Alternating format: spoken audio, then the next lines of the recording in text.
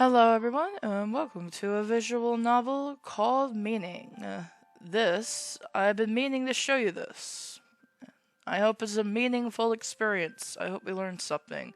Chet, don't you have soccer practice? Oh, I'm skipping. Coach penalized me the last time we played, so I don't think anyone's gonna mind. They'll probably be happy I'm not there. Besides, I'd rather hang out with you. You don't have to, but I want to. I like spending time with you more anyway. The older sister's like, "Aw, man. I have to take care of my younger brother again." Soul, hey Soul, can I put these in your hair?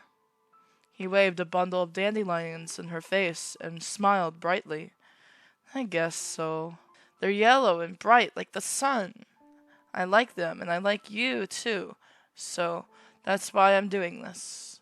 Now tilt your head. Like this? Yeah, exactly. Soul did. She felt stems poking at her, then Chet threading them through her hair. His hands were clumsy, sometimes pulling her hair by accident, but he was gentle and every dandelion he put in felt snug. Aw, that's actually very pretty. When he was done, Chet gave her a wide grin. There we go, got them all on. It looks very good. Very pretty. You'll have to take my word for it, though, because I don't have a mirror. Pretty. That was a word to say, gingerly. Soul reached up and touched the dandelions. They were in a cluster above her ear, the entire bundle on one side. It threw her head off balance, but that was a small price to pay for Chet's smile. Thanks. Oops, one of them fell off. Oh well, let me put it back on. Their first kiss happened in a field of dandelions. Uh-oh. We're not brother and sister. We're friends. Who are now not more than friends, I guess. It happened when neither of them expected it, in the sweetest way possible, while Soul had flowers in her hair, and Chet was smiling warm like the sun. Soul never kissed anyone before, neither had Chet, so it was an awkward, fumbling kiss that didn't land right. The moment seemed to last forever. It felt impossibly special, like she'll remember it even when she's old. And that turned out to be true. In the days and years that followed, there were many more kisses. A faint warmth still lingered on her lips. Perhaps it was from her first kiss with Chet, or perhaps it was from last night, when he kissed her to bed. 8 years later, they were living together in a little apartment, still by each other's side. Soul couldn't think of anything better. Good morning, Chet. Morning to you, too. Last night was nice. It was. She smiled fondly at him and reached over to pet his hair. Chet made a sleepy noise and nuzzled into her hand. Sorry for waking you up. Go back to sleep. No, I'm not sleepy anymore. What were you dreaming about? How did you know I was dreaming? You were nuzzling my back and making little noises. It was really cute. Aww. I was dreaming about when we first kissed. Oh, that's embarrassing to say. Not really. Nothing embarrassing about it. I still remember it clearly, too. And to be honest, I dream about you all the time. My sweet little ray of sunshine. Chet yawned and nuzzled into his pillow. Oh, Chet, you can sleep in today, you know. But I'm not sleepy. See, I'm awake. I'm shutting up. Getting up. Shutting up. Yeah, cute, right? Soul did think it was very cute.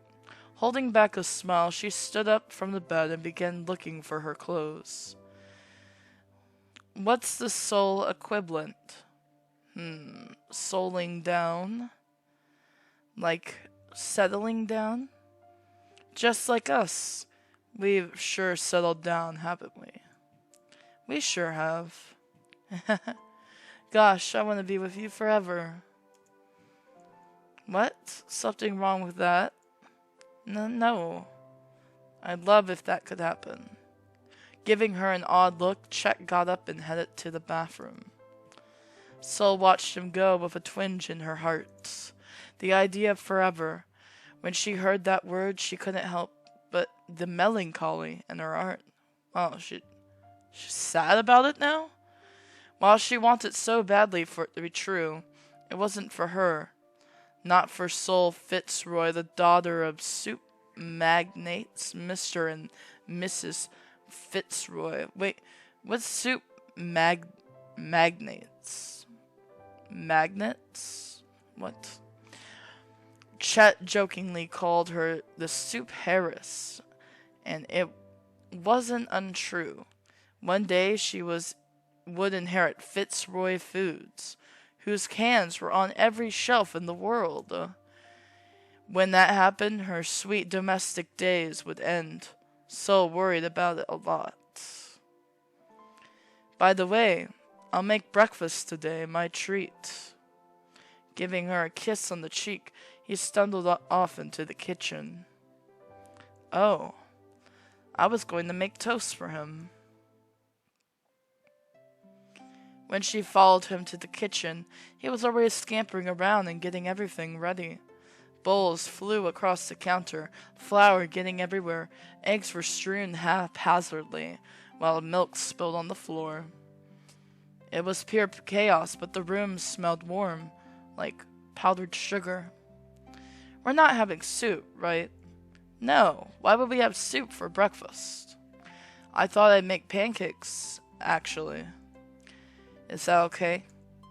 It is. I like pancakes. Chet waved his spatula at her and beamed. I like that you like pancakes. You know, I heard from Bill a while ago. He's the same as he was in college, still a jock. He's working part-time at a diner, so he passed on the pancake techniques, you know? Been honing my pancake skills. It's been years since we last spoke, but he seems to be doing okay. I'm glad. Don't worry about him, Sol. We've got our own lives now. Sol nodded anyway. Chet was right, even if he was doing better than she was. He had an office job, doing office-y things, while she could never keep a job for long. It made her feel like she wasn't good at much. Right now, she was living off her childhood savings since her parents used to give her money rather than spend time with her. So what toppings do you want? Sorry. I was lost in thought. Whatever you think is good. Maybe maple syrup? You got it. Maple syrup. We sure are Canadian, eh? Yeah, us and our maple syrup. No one else drinks the maple syrup straight out of the bottle like a Canadian person. Exactly. He bustled around, grabbing the syrup and flipping the pancakes as he went. Your Chetty pancake shall be delivered with a squirt of syrup. Chetty pancakes? Yeah, I'm putting my own spin on it. I modified the recipe enough that I bet it doesn't even taste the same anymore. I bet it tastes better. Sol resisted the urge to giggle. Chet was so lively, even in the morning. It was impossible to feel down when he was jumping around like that. I'm sure it'll be delicious. Is there anything I can help you with? Don't worry about it. Let me take care of you this morning, okay? He shot her a soft, fragile look before sliding the pancakes onto her plate. With a meek nod, Sol accepted the pancakes. Ta-da! Chetty Cheddington Chester's breakfast for a very special lady. Eat up, Sol. Thank you. She didn't have the heart to say they looked a little strange. Were you trying to make them look like something in particular? I don't know what you mean. They got, burnt shapes on them. Oh, well, yes they do. I did say I was putting my own twist on it, didn't I? To be honest, I tried to make them look like soccer balls. I drew on the hexagons with extra batter, but they didn't turn out, quite right. Listen, Chet, You said you weren't trying to make anything, and now you're trying to make soccer balls? What's this? Oh, no, they're great. I can really see your passion for the soccer in them. Yes. Right. Once a soccer kid, always a soccer kid. It's my whole personality. I am actually a soccer ball. You were dating. A lifelong obsession with balls was a natural consequence of being on the high school soccer team. Who knew that people who were playing on a soccer team have lifelong obsessions with balls? I'm learning so much already. Chet sometimes said that it was the one and only good thing to come out of it. Picking up her fork, Sol took a bite. The pancakes were sweet and fluffy, with enough maple syrup to drown the entire thing. It's deliciously tasting like maple syrup and not like pancakes. Chet seemed to eat that up, even more than he ate the pancakes. He puffed out his chest, beaming with pride. I know, right? It's all thanks to my secret ingredient. Lots of affection. Taking another bite, Sol savored the pancakes. They seemed to melt in her mouth, leaving her with an indescribable warmth. Chet was right. She felt incredibly loved. I hope you cheered up, Sol. I'm glad to see you smiling. What do you mean? It's just you had a sad look on their face this morning. Around the time I went to make breakfast, you still kind of have it, to be honest. I didn't know that. Chet's words took her by surprise. Sol didn't know. She was so transparent. The future wasn't something she wanted to think about, but sometimes she couldn't stop herself from thinking anyways. So when you inherit this business, are you just gonna be like, are you gonna up and leave Chet over here? Man, that sucks to think about now that I'm in this. A lot of times actually. Setting down her fork, she fidgeted with the tablecloth. It's just what happens, I guess. You don't have to worry about me. I'm very happy right now, Chet. Okay. If you ever want to talk about it, I'll be here. I'm sure you will, Chet. I'm sure you will be here. Thank you, but I feel fine, I promise. They smiled at each other, stepping closer as they gazed into each other's eyes. Then the doorbell rang. Delivery. Oh, we'll be right back. Right there, I mean. Did you get anything this morning, Chet? No, it must be yours. I didn't get anything either, though. Huh, strange. Let's go see, and hope this doesn't turn into some weird horror thing. Delivery for Sol Fitzroy, huh? Yes, this is me. Do you know where this is from? I sure do. Would you be able to tell me, postman? Sure can. The label says it's from France, but you'll have to see the rest for yourself. Have a good day. You too. France? That's a bit far away, I guess. Confused, she accepted the box. Next to her, Chet leaned in to peer at the table. Paris, France? Wow, cool. That's strange. I don't know anyone from France. But as she read the sender's name, her face went pale. Lyon.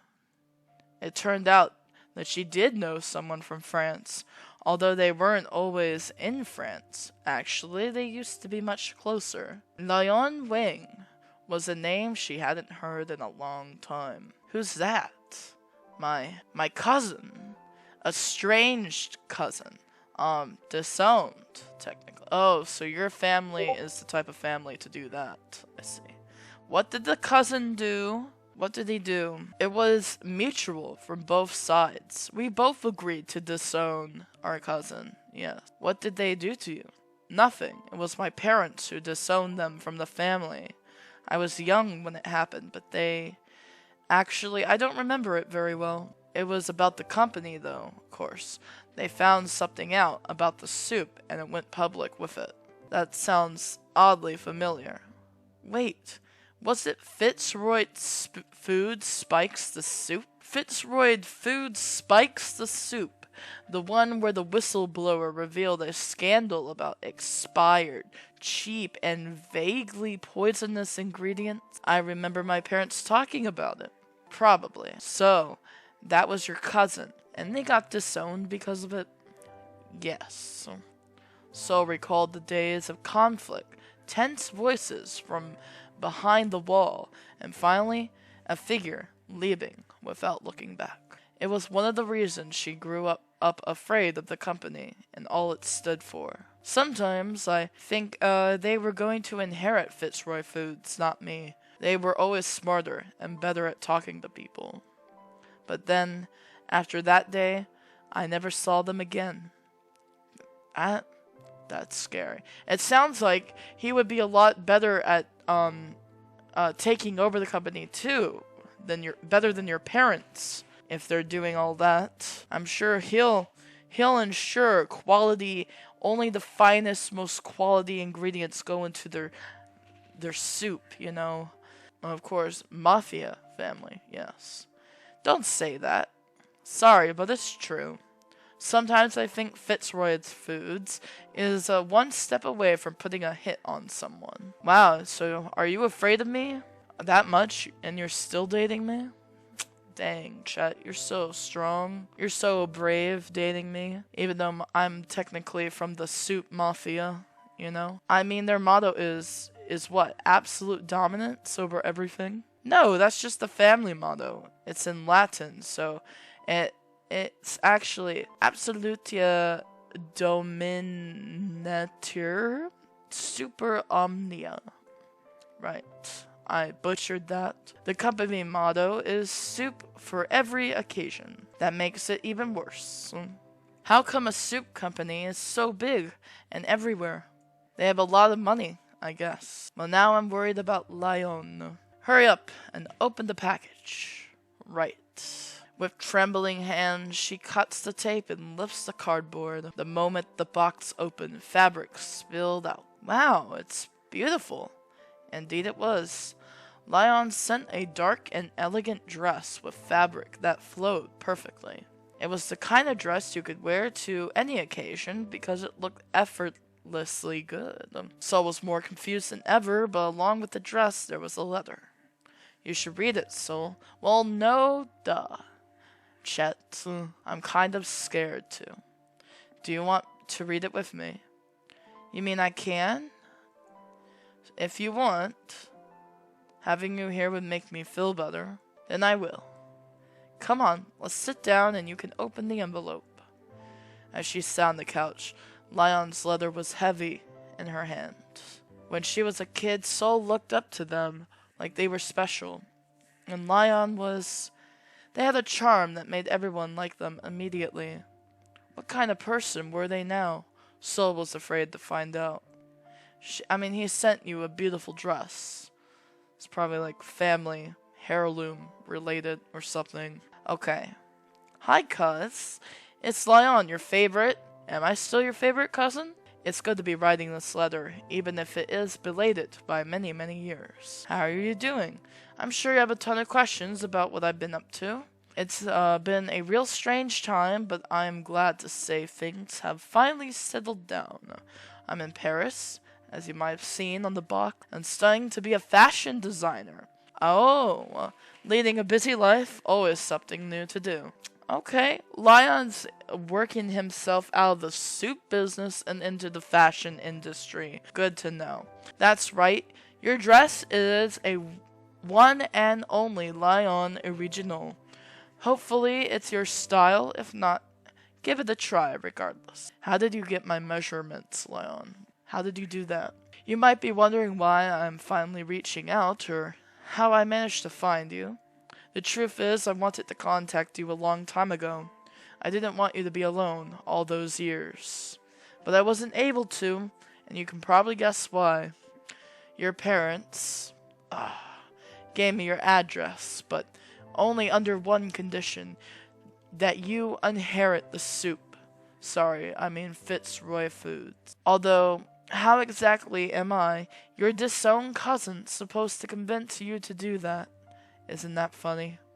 Maybe they just don't want me standing in their way. I won't tell you how I feel about it, nor what to do. That's up to you. I don't know what kind of person you are now, after all. Regardless, I wish you the best. Your cousin will always care about you, remember that.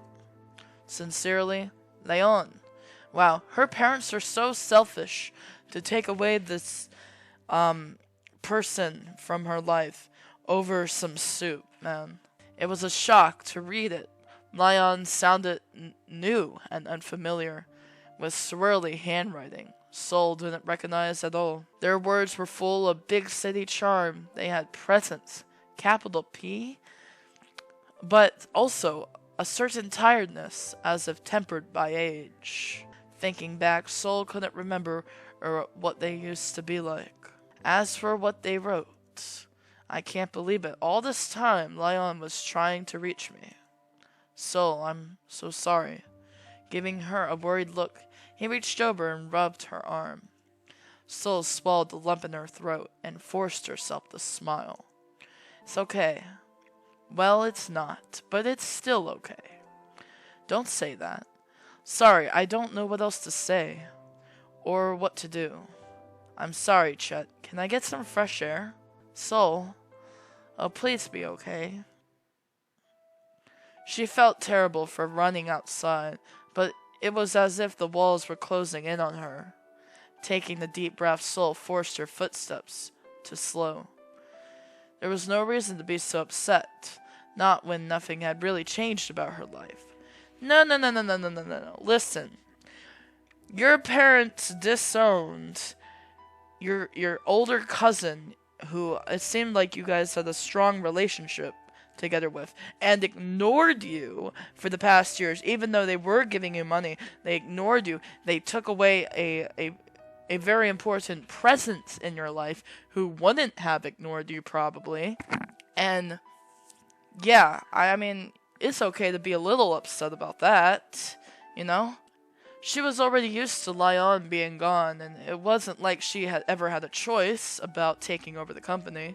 Yeah, I was used to, like, having the only seemingly, like, intelligent person in my life, I guess. Because Leon is making a whole life for himself now. Away from these people. Good for him. So their letter changed nothing. That was what she told herself, so she didn't have to think about it. It wasn't working very well.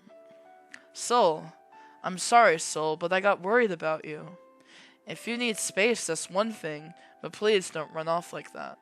Oh, I'm sorry, Chet. I won't do it again. Except when I want to.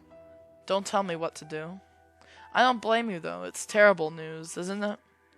It's not how I imagined it at all. Chet let out a heavy sigh and kicked a rock. It bounced off the sidewalk and onto the road. Yay, goal. Chet, you're not helping. Leon sounded unhappy in their letter. This isn't fair to either of you. You shouldn't have to hear from your cousin like this. Okay, Chet was helping a little bit. He's just being himself. His soccer ball self. Chet was perceptive. What? Chet was perceptive. Sol appreciated how he was getting mad on her behalf, because she was having a hard time getting mad at all. Yeah. Sometimes when you push all that anger all the way back, you don't even know what to be mad about. You know, anger comes back at you whenever you get triggered or something, all randomly out of nowhere. She just felt dizzy and everything flipped upside down. You know what my parents are like, Chet? It's nothing you should be surprised by. I still don't like it. Can you at least write them back, or maybe talk to your parents? Tell them this isn't the kind of thing they can do to you. I mean, they can't really do it to her anymore. She can choose to have a relationship with him if she wants. She's an adult. So looked down at her feet. What Chet was saying made sense, so why couldn't she do anything? If she wanted to see Leon, why didn't she say so? if she didn't want to inherit, um, she should have told them a long time ago, and she should have done better. Yes, it's all her fault. She should have done better. The kid should have done better. When it was the parents who were not doing it so great themselves, probably blinded by some greed there. Why hadn't she? At least they were generous enough to give some money to their daughter, you know? And now she's gonna have a lot of it. So why hadn't she? I just feel so helpless. Like, I'd never be able to change anything, even if I tried.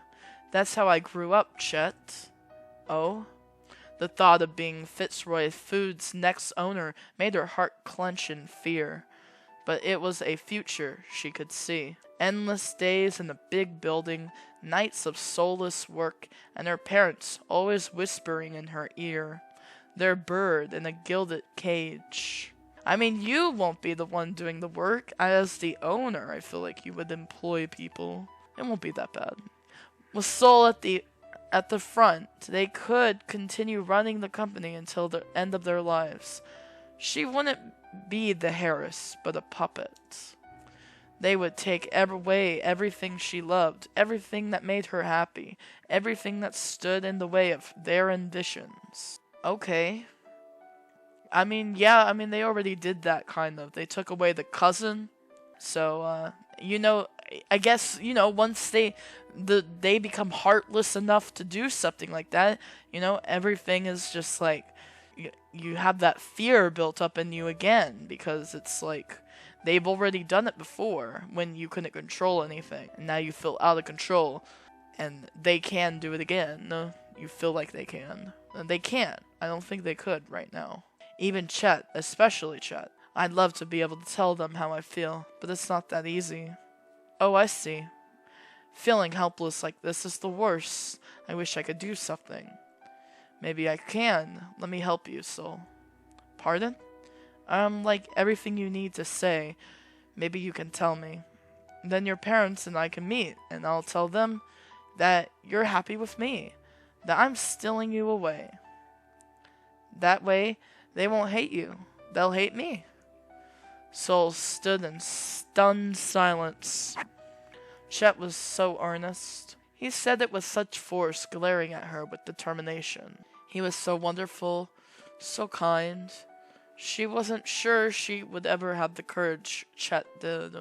And if it came down to it, if he wanted to help, then she should let him, right? Okay, thank you, Chet. I'm here for you, Soul. Just, never forget that. I won't. I never will. I'm sorry you're caught up in all this, that you have to deal with me today. I feel the same way sometimes, and don't you dare ask why. He reached over and held her hand, giving it a squeeze. Soul squeezed back weakly. I remember in high school, on New Year's Eve, when you were in the house all alone. I don't want you to feel like that ever again. That's what I told myself when I saw you. So don't worry about it, Soul. You're too good to me. What did I do to get someone like you? Standing in their bedroom, Soul looked at the clock. At exactly 7 tonight, her parents would expect her at La Maison, the most expensive restaurant in town. Except they wouldn't be getting her, but Chet. He was downstairs gathering his courage to leave, just like Soul was gathering hers to let him go. It was nice, really nice of him to help her out like this. Now she didn't have to see her parents at all. Was that the right thing to do? At least it was a resolution. Ring, ring, ring. Soul? Oh my gosh. It's the Fitzroy food man himself. Food woman. My bad. It's the soup woman. Hi, Mother. It was Mrs. Fitzroy calling to remind her about the dinner. She always did that. Like she thought Soul had the memory of a goldfish. The way she spoke in a frosty, clinical tone made Soul shiver. Her mother was genuinely excited about tonight. Remember that we have a dinner meeting tonight, 7 o'clock sharp at La Maison. Hire a taxi to get there. If you cannot find the location, tell your driver to try harder. I'll be there, don't worry. Yes, but will you be there on time? Rhetorical question. I certainly hope you can be trusted to know your place. Wow. Thanks, Mom. You can trust me to know my place anytime, Mom. Thank you. Well, now the place. I know the place. That's what I meant. I apologize. Sometimes my words slip past me. Okay. It would be a shame if you missed out on such a nice dinner. La Maison is one of the best restaurants in the country. We always take our business partners there. Is that what tonight is about? What do you think, Sol? I shall act as if it was a rhetorical question, too. Don't read into my words so deeply. Food is an indicator of good taste. That's all I meant. And again, you should already know this. I've taught you things while I wasn't there, somehow. What do we do at Fitzroy Foods if not elevate the soup? More like downgrade. Sol didn't say it. That would have been really bad. I'll tell you a secret. La Maison uses our soup. Our canned goods. Put the homemade in homemade. Haha. An early lesson of business acumen you will come to gain. Yes, okay. Whatever you say, Mom. Remember, Sol, absolutia dominatur super omnia. And never forget, soup for every occasion. My whole personality is soup. And I am a soup can talking to you. Your father and I shall await you tonight. I called to make sure you didn't forget. I still regret not sending you to the after-school lessons. You to after-school lessons back in St. Smith's. Perhaps that would have changed things. Maybe you would have been smarter if I would have made you go to after-school lessons after school. Like, instead of your actual school, you go to more school after school. Yeah. Maybe it would have been better if I did that, yeah. Sol's mother sighed, as if she felt bad about her parenting. She should, too. Sol just felt dumb. See you tonight. With a click, Miss Fitzroy hung up. Sol stared at her phone, feeling strangely empty inside. I'm going to head out now. Did something happen? It's nothing. My mother just called. As she looked at Chet, her heart clenched. He was going to meet her mother and her father all by himself. Unlike her, he had no experience with them at all. It would be like throwing him into a den of wolves. Soup CEO wolves, in fact. Could Sol really do this to him? No worries, Sol, I got this. You don't gotta tell them anything. Just, leave. Don't say I'm not going. No, it's so hard. It's so hard when you get pressured to do stuff you don't want to do from your parents, who have incredibly high expectations for you, and they think that they're doing something nice, but it's really to get what they want. You just already know that the more exposure you get to them, the more upset you're gonna be. So you don't want to do it, but you know what? At least they're doing something nice in order to get what they want, so they could feel like they're doing something good for you in the end, I guess. It makes them feel better, when they do something good for you, and then they're like, yeah, so how about you just do this for me now? Well, and then, because they know that they don't actually want to spend time with you. You're just their creation, You're just an extension of them. You're not really your own person. So That's what they want you to feel like. So you'll just do whatever they tell you. Exactly. Sorry, I'm maybe I resonate with this character a little bit. No worries, Soul, I got this. Cheddington Chester has handled it.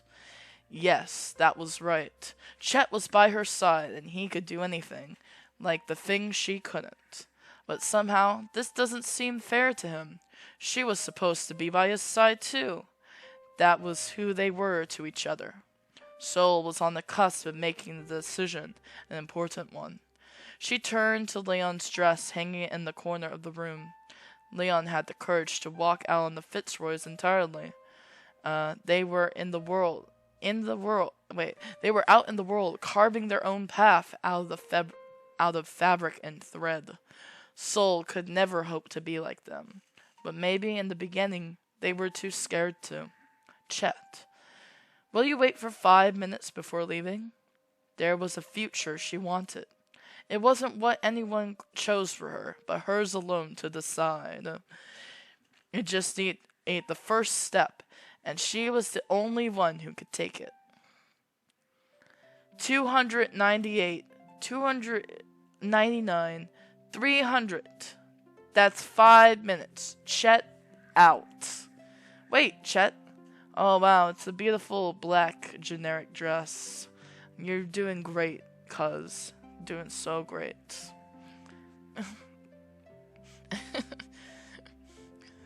Pardon my negativity. I'm going to the dinner, too. It's a pretty dress. What?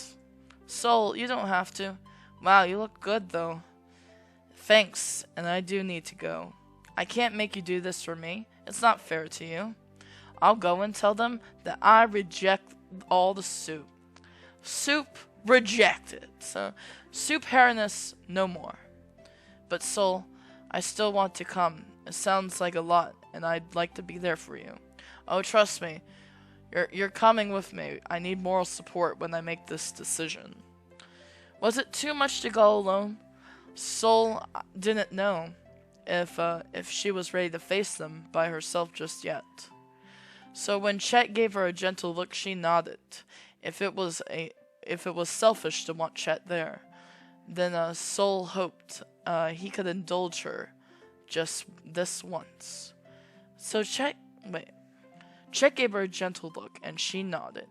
If it was selfish to want Chet there, then Soul hoped he would indulge her. Yeah, of course he's going to. If you want to. Of course I do. Yep. Then thank you, Chet. Duh! They have 2 people, and now we have 2 people. Although it's more like they have 2 people and the crushing pressure of a mega corporation. I hope it goes well. Just being there is enough. Now let's go. Okay. Alright, let's see what their parents look like. I'm ready. As she stood in the restaurant, Soul was mad. Yes, she was mad. Enraged, incensed, upset for how she lived all those years. An empty house, spending holidays alone, and Leon gone. She remembered feeling insignificant and small because nothing mattered but the company. She was going to tell her parents exactly how she felt about it. Oh, it's good to see you again, Soul. Yes, lovely to see you again. And just like that, Soul froze like she always did. It was easy to be mad. It was much harder to stand in front of her parents and do something about it. What was she thinking coming here tonight? Hi. Hello. Are you okay, Soul? Before she could respond, her father interrupted. Who's the other one? Oh, you didn't know about my life partner over here? Mr. Fitzroy was a solid, stern-looking man, and whose suit was always tailored to the finest extreme. He was known for his love of fine things and his condescension towards anyone. And and his condescension towards anyone who didn't feel the same.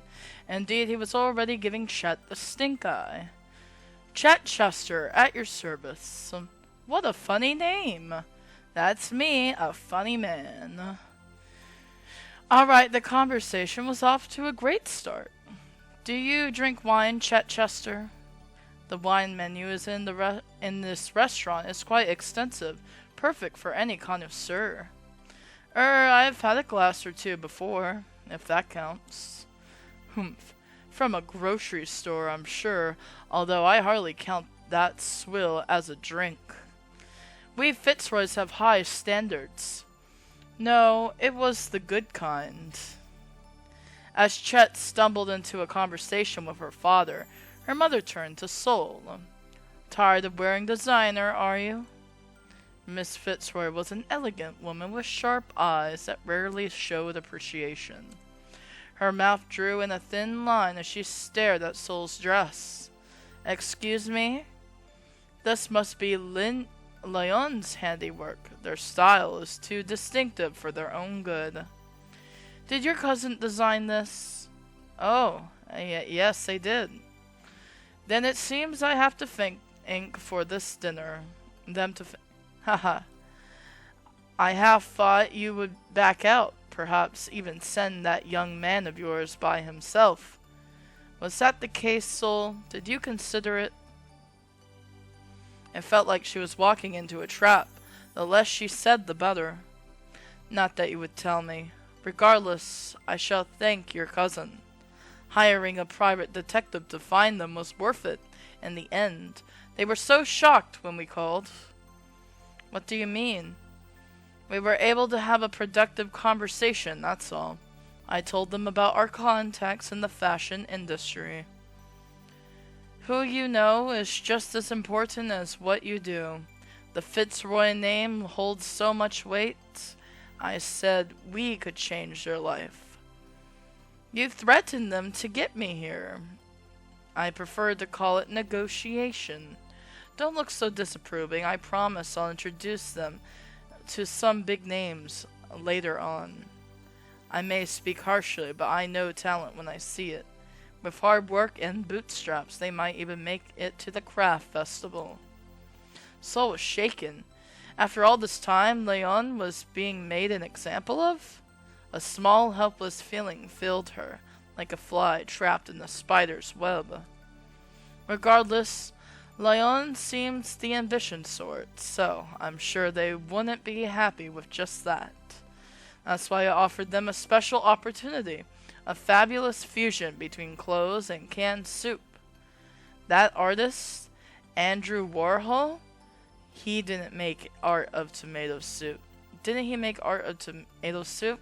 I bet no one has done that with clothing before. It would be a modern, timely twist on an old classic. Would you guys buy any merchandise, soup merchandise from the Fitzroys? So just let me know in the comments below. Her mother looked at Sol expectantly, as if waiting for her to agree. Sol averted her eyes and sipped her wine. It's a shame your cousin made their feelings towards us clear, both in the past and now. Perhaps you will be less resistant to what Fitzroy Foods has to offer. Let us get to the matter at hand, Sol, the main topic of the night. Your father and I have been thinking about you. Yes. It's about time we brought you into the family business. Just as our company has grown, so have you. Why, I remember on your 8th birthday, we went public on the stock exchange. Such good days, the soup has served you well, and now you shall serve the soup. As time goes on, we hope you become as passionate as we are about running a multi-million-dollar enterprise. Her parents looked at her, gaze heavy with weight of expectation. So I froze. She opened her mouth, but nothing came out. What would she say? What could she say? Her mind was terribly blank. It was a demand and a threat, and they expected her to give in. You should seriously consider this offer, Sol. Many would kill to be in your shoes tonight. Your mother is right. There are thousands of others who are far more qualified than you are. We're giving you a family connection, and just as you can strengthen it by accepting, we can also sever it if you don't. Oh, wow, so they are still assholes. After all this learning from Leon, learn from your cousin Sol. Having left everything they've ever known, do you think Leon is happy? Sol was scared. This was what it meant to be a Fitzroy, with a future that was only about control. There was no way out. Not when she was sitting in the front of the two most powerful people in her life. Saying no wasn't even an option. She lost her voice a long time ago. A simple soul. What are you doing, overthinking so much? We're saying it's a good idea. Your life will be set after this. Go on, thank us for the opportunity. We know it's what you always wanted. That thing. No! Sol, you were not doing this. This isn't what you told me you wanted. You can't agree to them. There's no good reason to. This is clearly unfair, and I hate seeing you like this. Yeah, it's so unfair when your parents offer you a multi-million-dollar corporation, man. That's so unfair. I can't believe they would do that to me. Refusing to back down, he turned to the Fitzroys and clenched his fist. You can offer her whatever inheritance you want, but if she doesn't want to, then she doesn't have to. And what makes you think your opinion is wanted? They will not give her an inheritance if she says no. Well, what? I mean, of course it'd be. I'm here for Sol. Caught by surprise, he fumbled on the spot, as if all the air was let out of him. This is a family affair. Are you family? The answer is no, so don't comment on things you know nothing about. I'm sure Sol has told you many things about us, but acting on those rash feelings will only make things worse. For you, yes, but also for her. Let's get back to the conversation at hand, shall we? With someone like you, I can see why Sol became the way she is. They turned to her, waiting for her to make a choice that would decide her entire life, one she had always known the answer to but was too afraid to say. But Sol was thinking about it all. Don't talk to Chet like that. You don't get to make him feel that way. We didn't mean anything personal by it. You should know that, Sol. That makes it worse. You two always say whatever you want and get your way. And I'm, as Chet caught her hand beneath the table and squeezed. She regained her voice. I'm not doing this anymore. Pardon? I don't want to inherit. I won't. It was scary. It was frightening. It was terrifying, even. Her whole body was trembling, but she couldn't stop. Not now. She thought about the way Chet looked beside her and never wanted to see him so sad again. Taking a deep breath, Sol continued on. I know I won't be happy because all this time I wasn't. Even when I was a child, I've always been sad and disappointed every time you never came home. I don't want to be like that. I want to be happy with the people I love, with the people who love me. And I don't think you do. You've been cold my entire life, and I don't think that will change. So I'm sorry, but you can say it. I'm here for you. I'm saying no. Please don't bring up the topic again. And as she said it, a wave of relief washed over her. Those were her true thoughts, the feelings that were there all her life. After so long, Sol got used to living like she would eventually give up everything. But that wasn't true anymore. It stopped being true a long time ago. I see. Her mom didn't miss a beat, only sipped her wine and looked at Sol blandly. Still, Sol could have sworn that she flinched for a second. You're not going to say anything else. Nothing more needs to be said. A frosty air settles over the table. Sol didn't know how to feel. She was torn between relief and disappointment. relief because she finally said those words, and disappointment because her parents gave up on her for good. Was it satisfying for things to end this way? She wasn't sure. But beneath the table, Chet's knee bumped hers. She exhaled and bumped back. I suppose we have reached an understanding. There's no need to continue the conversation. The two of you may leave. My dinner has already begun to taste terrible. For the best restaurant ever, your dinner shouldn't be tasting that bad, man. That night, Sol lay in bed, Chet next to her. He nuzzled into her shoulder, rubbing her back reassuringly. Sol let out a deep breath and relaxed against him. The most terrifying night of her life was finally over. Whew. It's okay, Sol. I got you. My knees were shaking the entire time, too. I know. It all happened so fast, I'm not sure what to think about it. I'm just glad it's over with. No kidding. Your parents were just terrible. The way he spoke made Sol worry. She remembered how pale he was after speaking to Mr. and Mrs. Fitzroy. After everything they said to him. Are you okay, Chet? Yes, of course I am. I know they said some things, but like your mom said, it's not personal, right? Either way, it's not about me. You spoke up, and that's what matters. You sure told them off, Sol. I guess. Are you sure everything is okay? Yeah. Don't worry about it. I just hope they got the message and don't try anything with you again. You're right. Actually, I didn't think I could say all that. But you did. Yes, I did. Thank you, Chet. If it weren't for you, I'm not sure I could have. But I didn't do much. You were there for me. Well, I'm glad I was. I'll be there for you as many times as you need. As many times as I need? I wonder if this means I could cut them off for good. I'm not sure. I guess it depends on what they do next.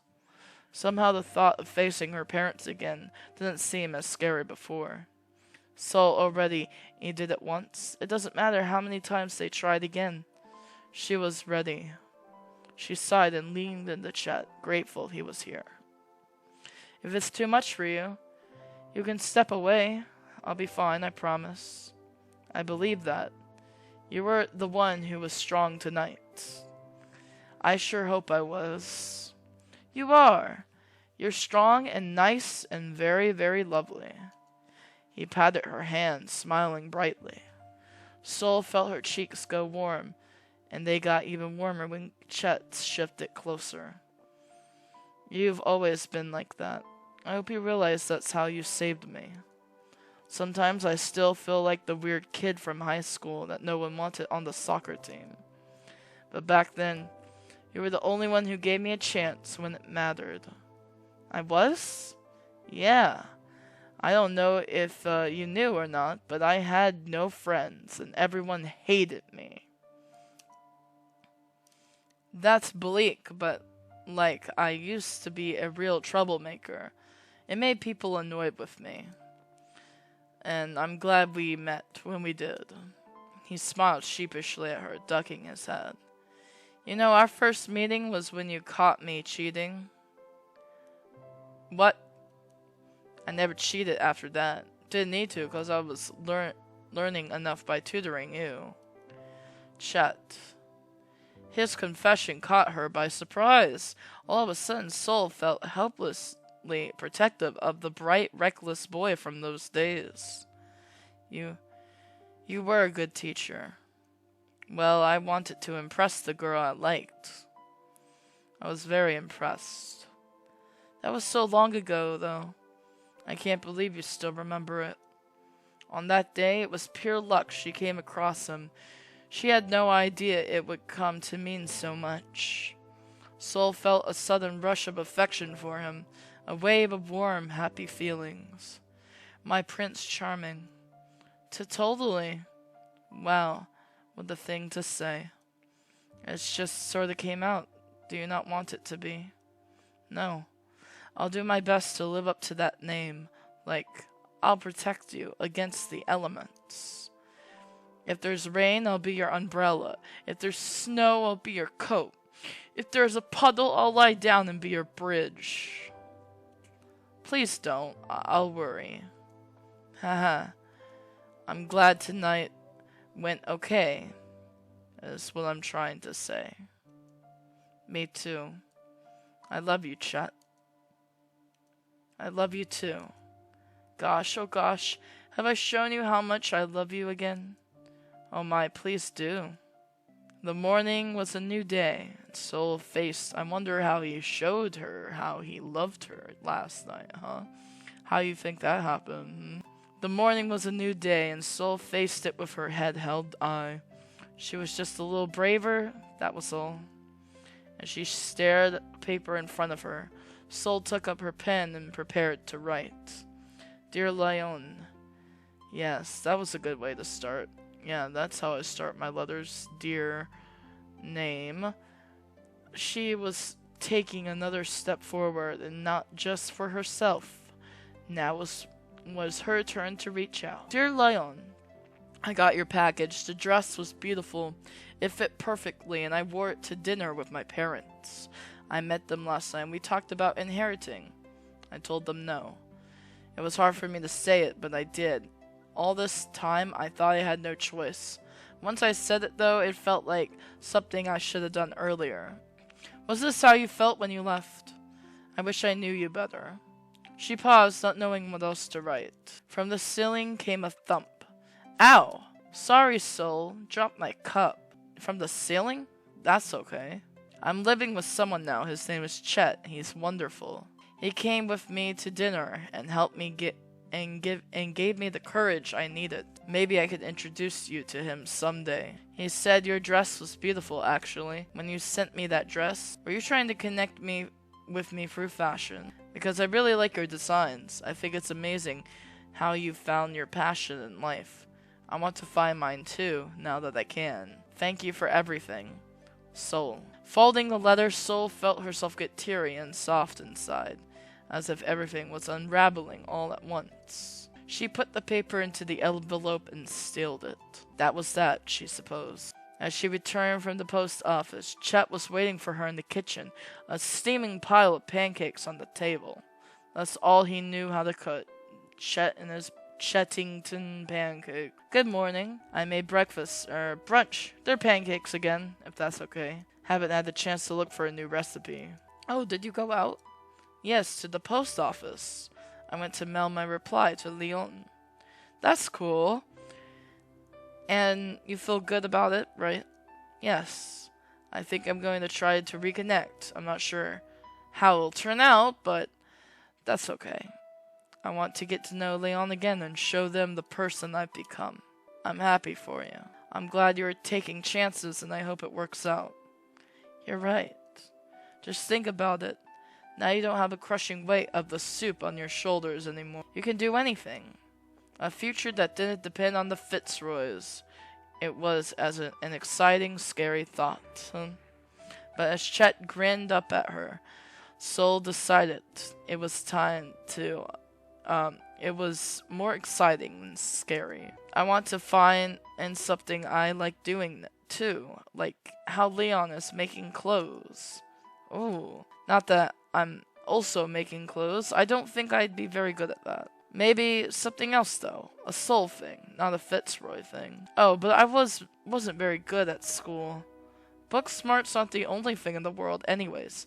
Take it from me, an ex-gifted kid. I believe in you. You should believe in yourself too. Yes. I think I will. I'll figure it out. You seem much happier these days. I love seeing your smile. Yes.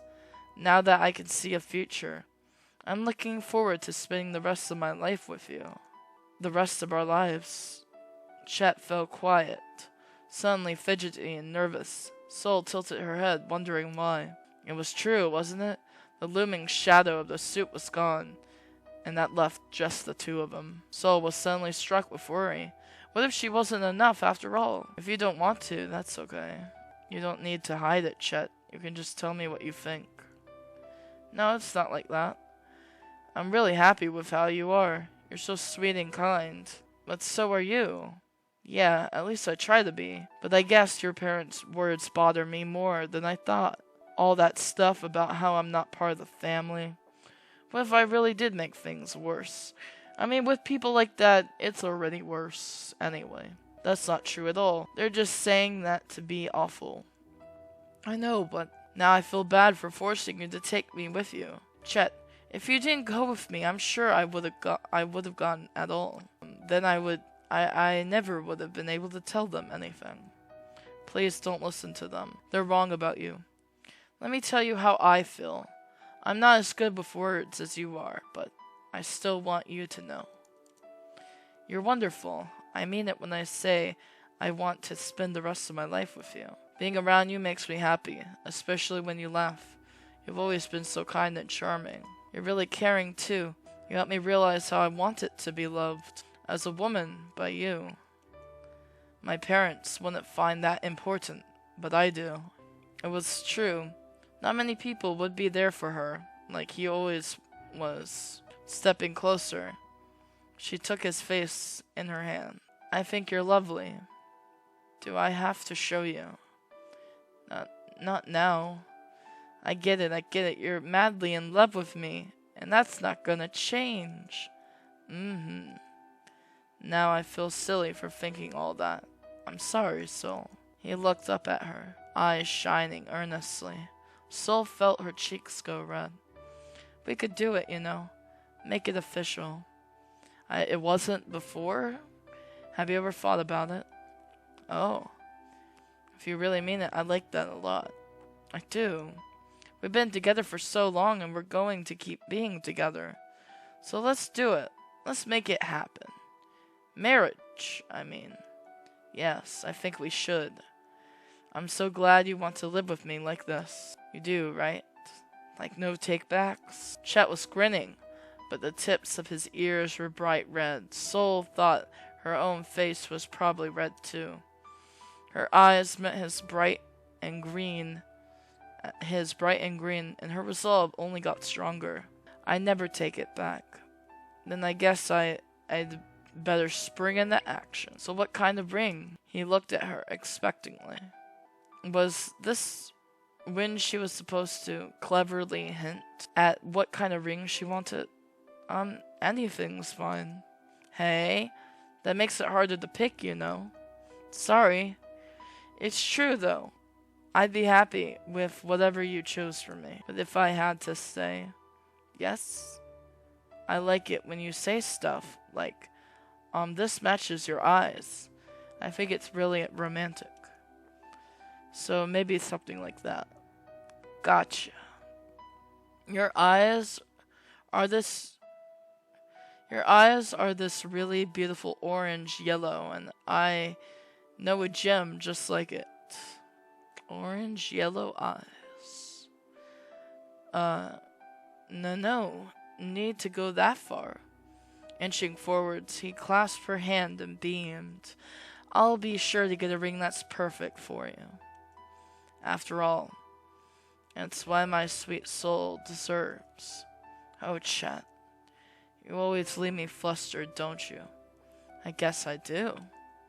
And as she met Chet's smile with her own, Soul felt a sparkly inside. Just let me know how you want it, okay? I want to make you happy. When you put it like that... Oh my gosh. We have a child, don't we? I'm going to drive Vicky to school now. Do you have her lunch, Soul? Vicky. Our daughter, silly. We have a son too, but he is a sleepyhead. I'll call him down after I give Vicky her lunch. Here's your good morning kiss, by the way. I love you. I love you too. Soul woke up to a dream about the future of her hand in his and growing old together. In the past few months, she felt lighter than she had in years. She stretched and looked to her side at Chet's space on the bed. Morning, Chet. The bed was empty. There's no Chet, only a beautifully wrapped box laid on the pillow. Soul stared at it, and her heart began to race. Was this how everything came together? For the good and the bad and the easy and the hard, Chet was by her side the entire time. He never ever stopped believing in her, and she never ever stopped loving him. With her trembling hand, she unwrapped the box. A black dress spilled out in a smooth, silky fabric. It was a timeless, off-the-shoulder style that laid bare, or what her usual turtleneck never did. Doing a twirl in front of the mirror, Soul felt magical, as if her fairy godmother had waved their wand. 2 notes accompanied the gift. One read "Congratulations" in large, surreally handwriting. The other was from Chet. "Meet me in the park when we had our first kiss. I'll be waiting." Which park was that again? I'm sorry, wait. Years later, the same field was dotted with dandelions. There might be even more now, yellow bursts dotting the grass. Soul stepped forward, knowing what awaited her at the end of it all. Sure enough, Chet was already waiting for her, looking adorably out of place in a suit. A bashful smile adorned his face, and he held his hands behind his back. "Soul, over here." "Chet!" She ran forward and stumbled in her heels. Chet caught her in his arms, pulling her up as he had held her waist. "Careful. Hard to wear heels in the grass, right?" "Sorry." "You're right. It is hard. You'd better hold on to me tight then." "Will do." Wow, I'm suddenly feeling shy. Me too. Now that he said it, Soul was getting flustered too. She blushed and tried not to fidget with the hem of her dress. The way Chet was looking at her made her feel cherished. "Now that you have me in your arms, what are you doing,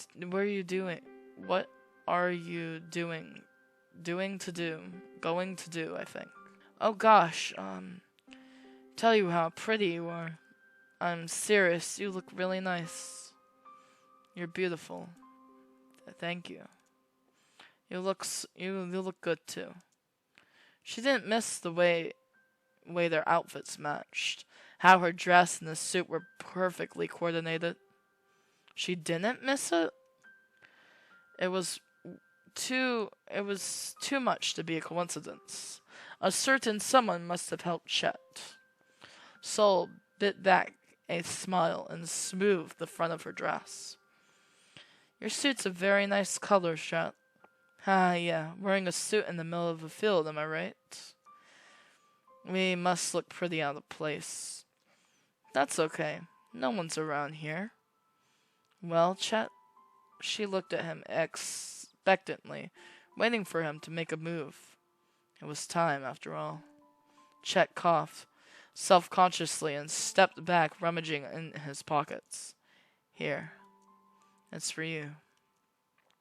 Blushing, he pulled out a box and opened to reveal a ring. "Wait a minute. Thought we had kids already. What's this?" Or were you joking? It was silver, with a golden gem that shone in the center, shaped like a sun. The color matched your eyes perfectly. "Soul, you mean so much to me. I'm always thinking about how lucky I am to have you. You're sweet and lovely, and you always make my day brighter. Why, I could even say that you're my ray of sunshine."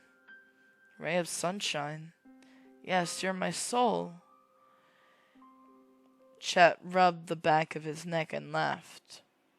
"You're the sunshine that my chestnut tree grows from." "What? Soul and Chet? That's very sweet." "Hey, Soul, do you know what's so special about this place?"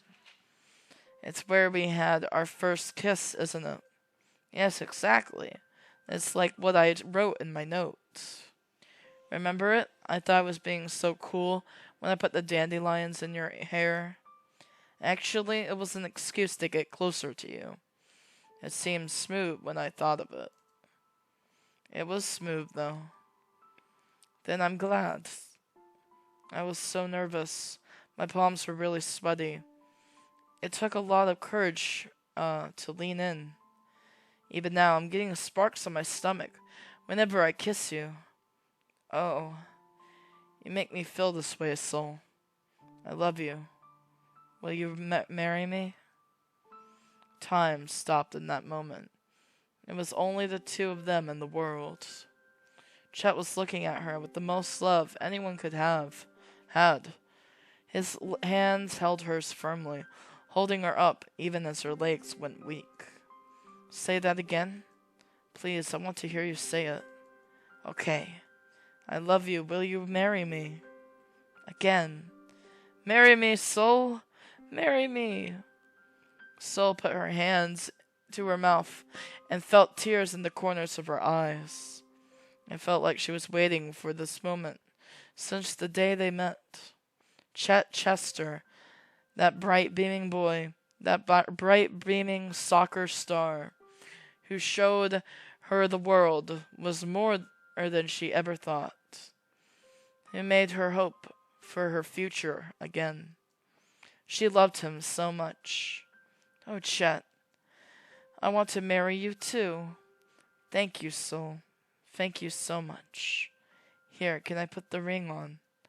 Soul extended her hand, and he slipped it onto her finger, tender and soft. I can't wait to be your wife. Wait, don't cry. I can't help it. I'm just so happy. But if you keep looking at me like that, I'm gonna cry too. You can cry. Just please kiss me. When Chet's lips met hers, softer and sweeter than she ever expected, Soul felt brighter than any sun. In other words, it was wonderful. The end. Thank you for playing. And that was Meaning. Wow. What a very sensitive, beautiful little love story there. We really stuck it to those soup parents, you know.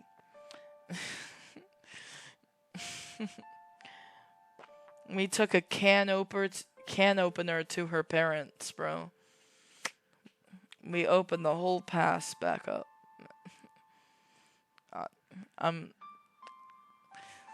I hope you guys enjoyed this. I know it's not horror in October. No horror in October. What? It's a romance? What? Oh my gosh. Why would I do that? It's supposed to be spooky month. Nope. Nope. We're gonna have a little meaning in our October.